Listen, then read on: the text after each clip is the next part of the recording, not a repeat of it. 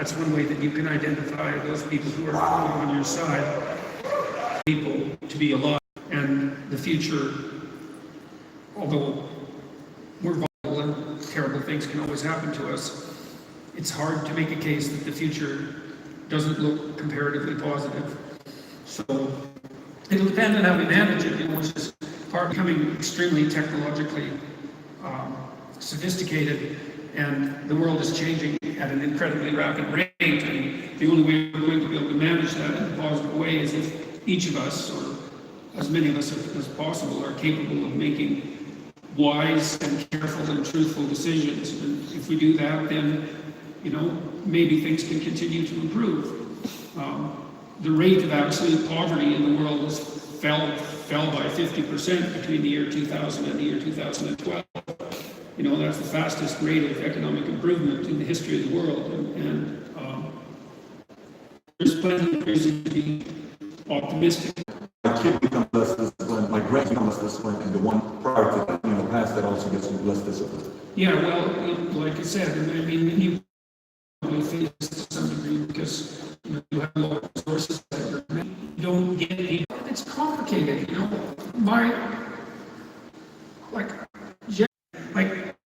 if you let her be that initial bit of misery, then she would learn how to regulate herself, and she got very good at that.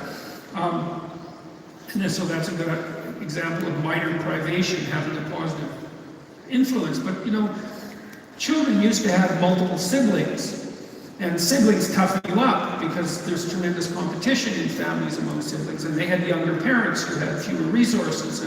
And now parents are older, first of all, and second, they're more resource rich, and so they're more likely to schedule their children to death in some sense to provide them with all the opportunities that they feel would be useful, and that's understandable. And plus, because they have fewer children, each child is in some sense more precious. Not like if you have 10 children, you don't love all of them, but there's 10 of them. There's only so much excess attention that can go around, and they do a lot of socializing each other rather than being socialized by parents. But if you only have one child, you're going to devote all your resources to providing them with absolutely everything you can provide them with. And one of the dangers of that is that you'll overprotect them and you'll provide them with too much. And we don't understand those dynamics, right? We don't understand how much you should stay hands off your kids and let them go out there and make their own mistakes and find their own way. And that's tricky, and we're ignorant about it.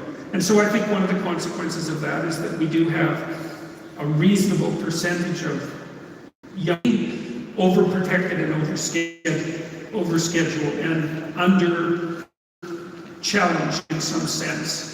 And so they're not very resilient. And then of course what's happening in the universities, the safe spaces and the trigger warnings and all of that. There's good recent research on this. Trigger warnings clearly make things worse rather than better. We extend that overprotection far longer than is helpful.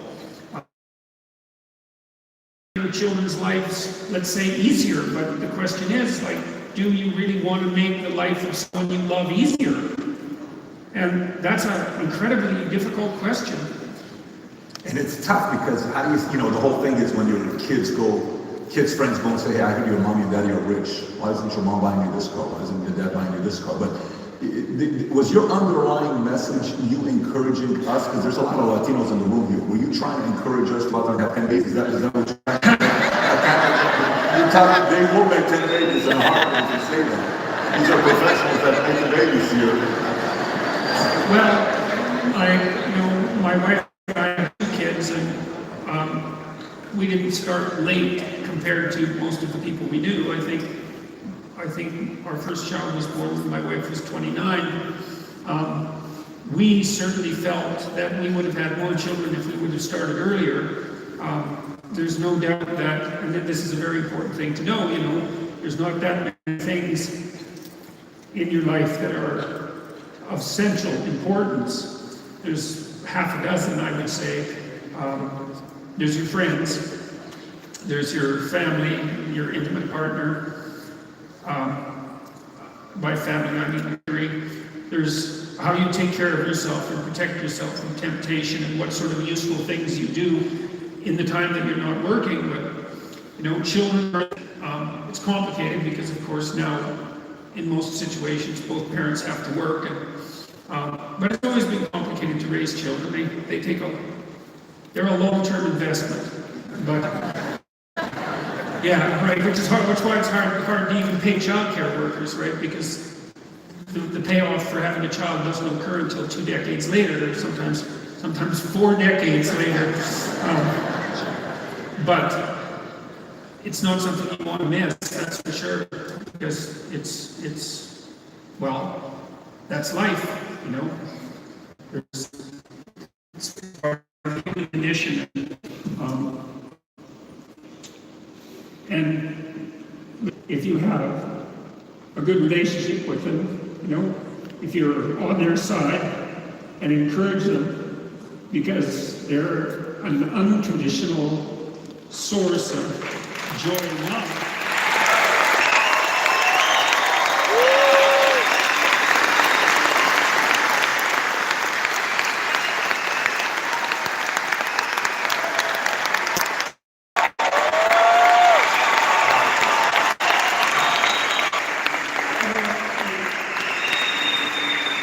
The other thing I noticed that you should all know is that as you get older, your family, the family you've produced, becomes more and more important. So we teach. In the next 2 days, I don't know when he's speaking, in the next 2 days, but he's speaking. I can't say because Secret Service told me I can't give the specific one, trying to figure it out. I almost gave you the time, I was something you got to wait for that. But, why is it that so many powerful political families send their kids off to boarding school? And I don't know, as a clinical psychologist, how much research or how much of that have you looked at with the...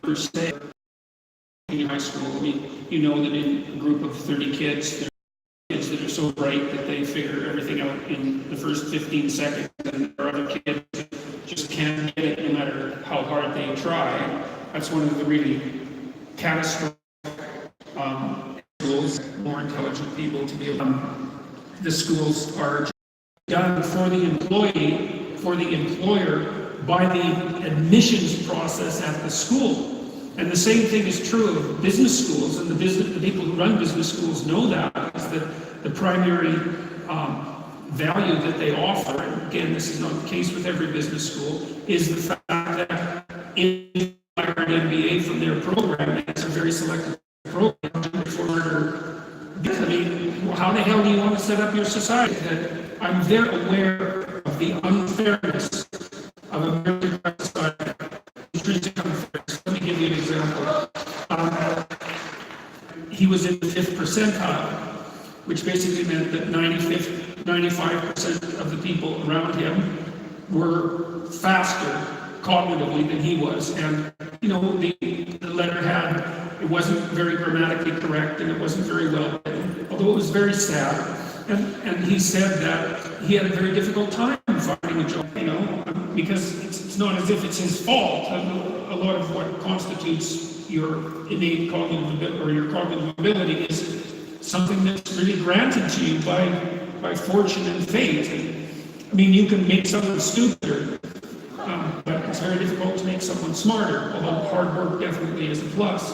So there are qualities stacked up at the bottom, and it's not easy to figure out how to deal with that, but I don't see an alternative that's better, because you develop entrepreneurial enterprises and to run things properly and to invent the new things that we all use, and hopefully to raise the living standards of society in general.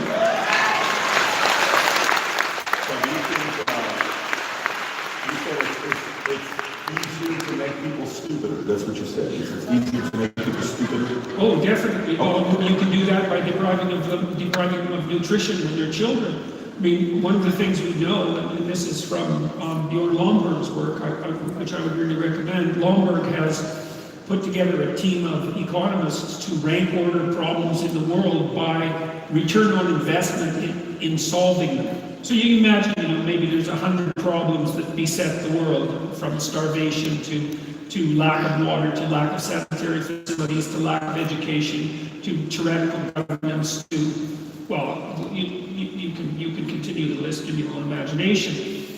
What Lombard did was consult very high-level economists who he put in teams to find out where you get the biggest return for your foreign policy.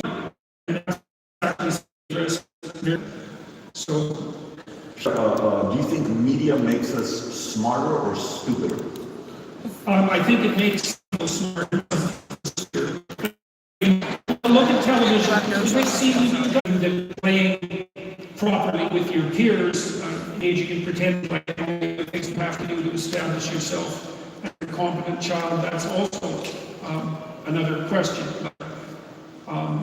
Generally speaking, I would say that the dispersion of media techniques also make us more intelligent, I would say, not because of the content, but because of the technology. In your computer working, these are high maintenance, and people who are older are even worse. I made a decision when the computers started to become omnipresent. The first year that I was teaching Intel 486's Word. And computer user, and I'm pretty fast, but my son, it's just annoying as hell to watch him on the computer and on the phone because I'm writing slower than someone else in the room. And, the other thing to see too is that, certainly I would say if my son and my daughter are both competent technology users, my son in particular, well, my daughter has her shining spots too, especially for use of social media, but I have children now, the one thing I would bloody well make sure that they knew was how to use a computer, how good you are if you're just smart, that it's not even funny. And you talk to people, at least in Silicon Valley all the time, you talk to people who are expert computer users, they are so bloody powerful, it is just beyond belief. So, and Moore's law is not dead, and computers are doubling in power every 18 months, and so